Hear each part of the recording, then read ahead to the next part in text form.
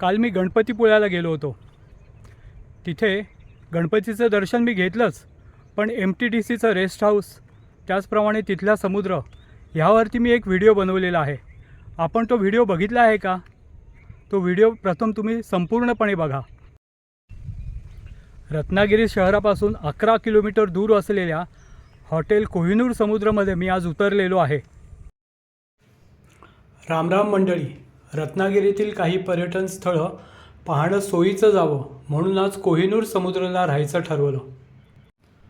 स्वागत कक्षातून माझ्या खोलीची चावी घेत असताना सुरुवातीलाच कोकम सरबत देऊन माझं स्वागत करण्यात आलं.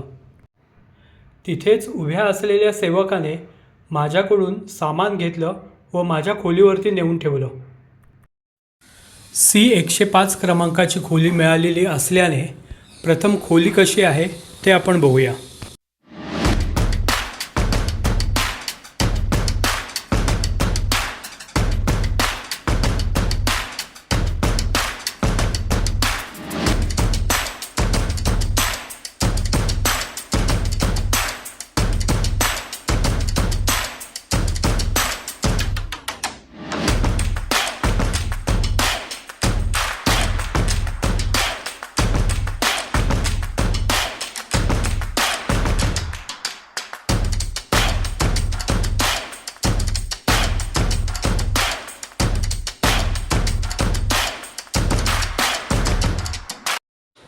या खोलीचा पडदा उघडला की सिटआउट्समध्ये बसून चहा पीत पीत खिडकीबाहेरील तरण तलाव व समुद्र पण तुम्ही बघू शकता.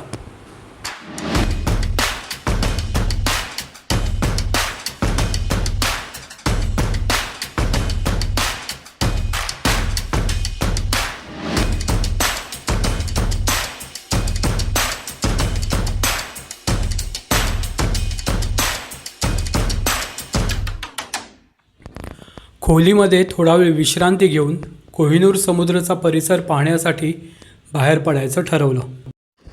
इथली 2-3 ठिकाणं अशी आहेत की ती पाहून तुम्हाला त्याची भुरळ पडेल. त्यामुळे मंडळी, ही चित्रफीत तुम्ही शेवटपर्यंत बघत राहा. कोहिनूर समुद्रामध्ये फिरत असताना हे सुंदर बंगले आपल्याला दिसतात. हे बंगले भाडेतत्वावरती पर्यटकांना राहायला दिले जातात. या बंगल्यांच्या परिसरात फिरताना आपणही या बंगल्यांमध्ये राहायला आलं पाहिजे असा मोह निर्माण होतो. इथे चालत असताना पक्ष्यांचे मंजूळ स्वर आपल्या कानी पडतात. पुढे काही अंतर चालून गेल्यावर 2 हत्तीही आपल्या नजरेस येतात.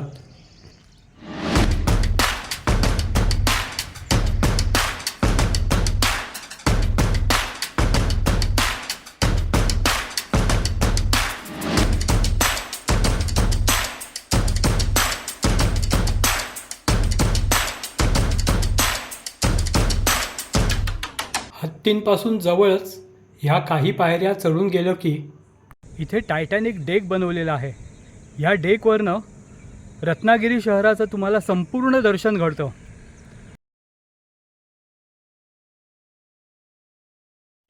येथून अरबी समुद्र व नारळ पोफळीची झाडं दिसतात. तसंच सुरूच्या झाडांचं दाट वनही दिसतं. ह्या झाडांच्या दाटीत असलेलं झरी विनायक मंदिरही आपण इथून पाहू शकतो.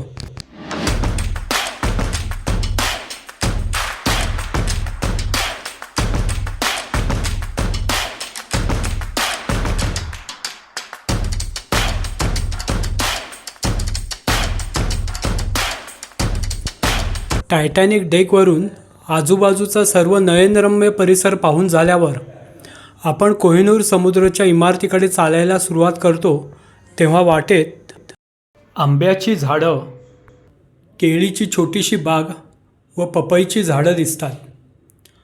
रस्ता सोडून तुम्ही केळीच्या बागेपाशी गेलात तर तिथे रहाट असलेली प्लॅस्टिकची छोटी विहीर तुम्हाला दिसेल. त्या विहिरीच्या जवळच प्रभू श्रीरामाच्या प्रतिमेचे तुम्हाला दर्शन होईल.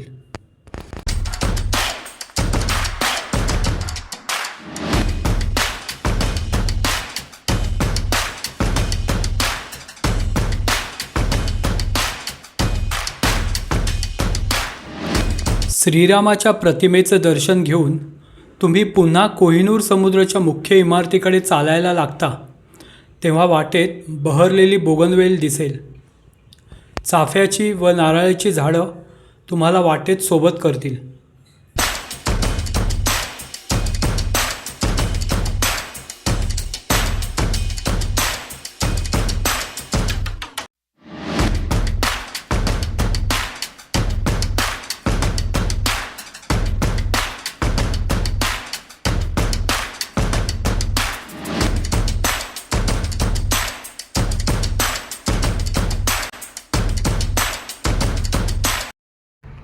हॉटेलचा सर्व परिसर फिरत फिरत आता मी एंट्रन्स लॉबीपाशी आलेलो आहे.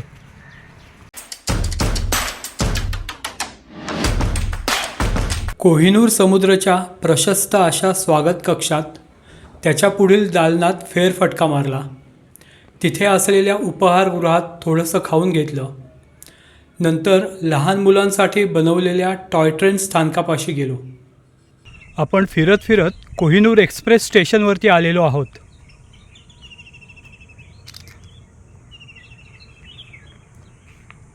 ह्या स्टेशनवरती बसण्यासाठी बाकडी पण आहेत बनवलेली. ही कोहिनूर एक्सप्रेस खास बाळगोपाळांसाठी बनवलेली आहे. ह्या कोहिनूर एक्सप्रेसमधून लहान मुलं हॉटेल परिसरामध्ये एक छान फेरफटका मारू शकतात.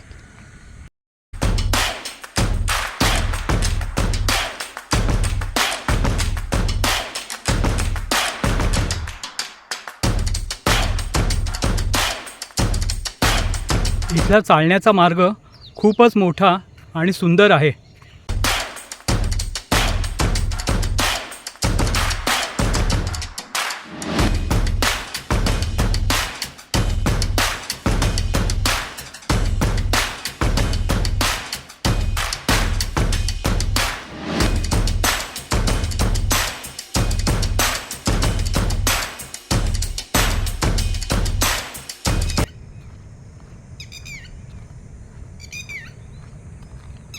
या मार्गावरून चालत असताना तुम्हाला समुद्राचं दर्शन घडतं. तिथेच सनसेट पॉईंट आहे. लाटांचा आवाज पण तुमच्या कानावर यायला लागतो. चालत चालत जसजसा समुद्र जवळ यायला लागला, समुद्राचं दर्शन झाल्यानंतर दिल एकदम खुश झाला.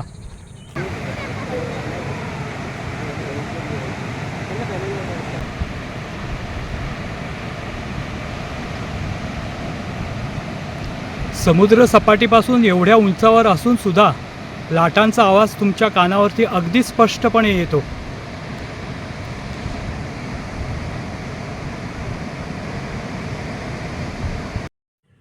ह्या लांबवर पसरलेल्या समुद्राकडे पाहून मन उत्साहित होते. तिथे असलेल्या झोपाळ्यावर बसून शांतपणे तुम्ही समुद्राचं निरीक्षण करून त्याच्याशी एकरूप होऊ शकता. लांबवर पसरलेल्या अथांग समुद्राला खाली जाऊन जवळून पाहण्याची इच्छा मनात निर्माण झाली. पण संध्याकाळचे 6:30 वाजले होते. खाली जाऊन परत ह्या सनसेट पॉईंटवरती यायला उशीर होईल म्हणून कोहिनूर समुद्राच्या तरण तलावावरती जायचं ठरवलं. इथून आता स्विमिंग पूलवरती जातो आहे. स्विमिंग पूल बघूया कसं आहे.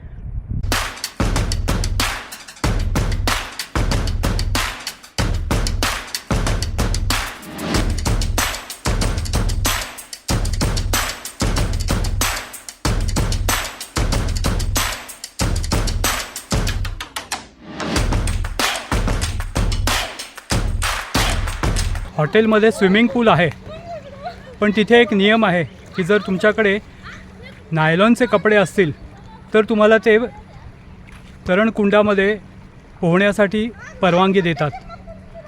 मंडळी, एक गोष्ट तुम्हाला सांगावीशी वाटते. पर्यटनाला तुम्ही गेला असाल आणि ज्या हॉटेलमध्ये तुम्ही उतरला असाल तिथे जर तरण तलाव असेल तर तुमच्याबरोबर तुम्ही नायलॉनचे कपडे जवळ ठेवत चला. त्यामुळे तेथील तरण तलावाचा तुम्हाला मनमुरादपणे आनंद उपभोगता येईल. इथल्या तरण तलावावरती मोठ्या माणसांसाठी घसरगुंडी आहेच, पण लहान मुलांसाठी बेडकाची घसरगुंडी केलेली आहे.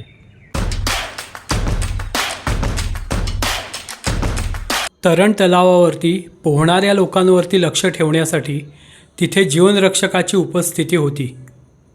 तसंच तलावाच्या काठावरती लाऊंज चेअर, कॉफी टेबल व चेअर्सची व्यवस्थाही होती. तरण तलावावरती पोहून व रात्रीचे जेवण करून कोहिनूर समुद्रावर परतलो तेव्हा हॉटेल दिव्यांनी उजळून गेलं होतं.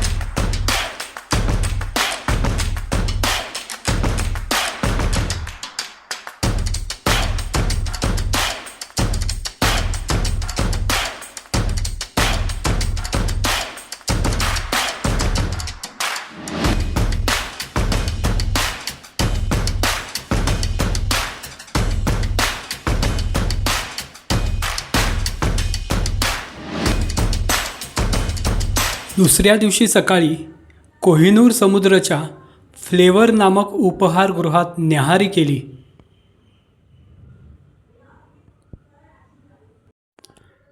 नंतर सनसेट पॉईंटवरून खाली दिसणाऱ्या भाटे समुद्र किनाऱ्याला जाण्यासाठी निघालो. आता भाट्याच्या खाडीवरती मी जातोय. एक छोटेखानी जंगल ट्रेकच चालू झालेला आहे.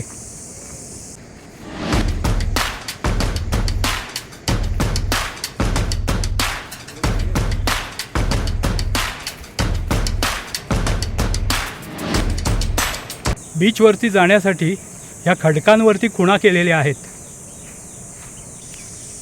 ह्या बाणांमुळे तुम्हाला बीचवरती जायचा मार्ग कळतो.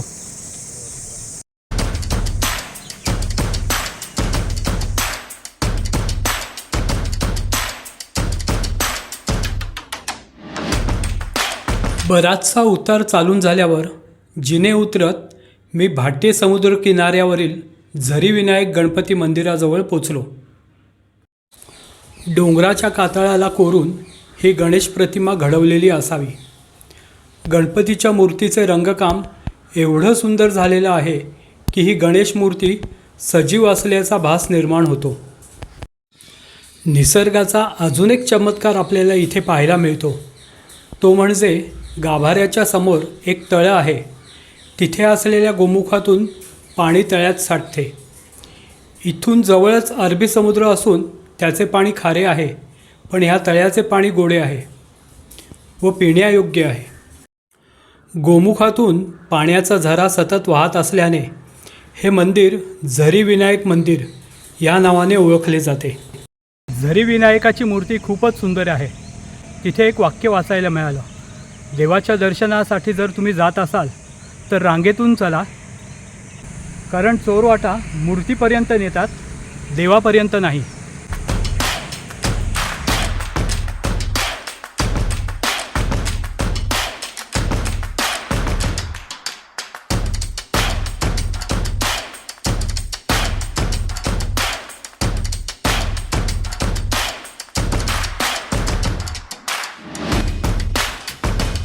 झरी विनायकाचं दर्शन घेऊन भाटे समुद्रकिनारी पोचलो.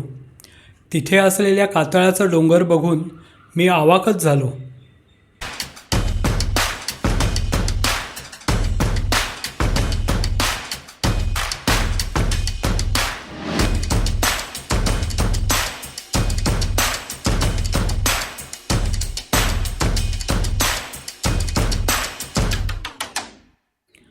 काल संध्याकाळी कोहिनूर समुद्राच्या सनसेट पॉईंटवरून मी खालचा समुद्र पाहिला आणि आत्ता प्रत्यक्ष मी या समुद्रकिनाऱ्यावरून समुद्राची भरती बघत आहे. समुद्राचा अथांगपणा, भाटियेचा खूप लांबपर्यंत गेलेला समुद्रकिनारा, समुद्रकिनाऱ्यावरील कातळाचा डोंगर व झरी विनायकाची सजीव वाटणारी मूर्ती मनात साठवत समुद्राचं निरीक्षण करत बराच वेळ मी तिथे उभा राहिलो.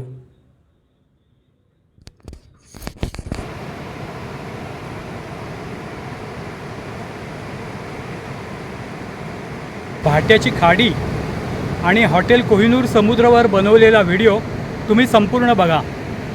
लाईक करा, शेअर करा, सबस्क्राईब करा.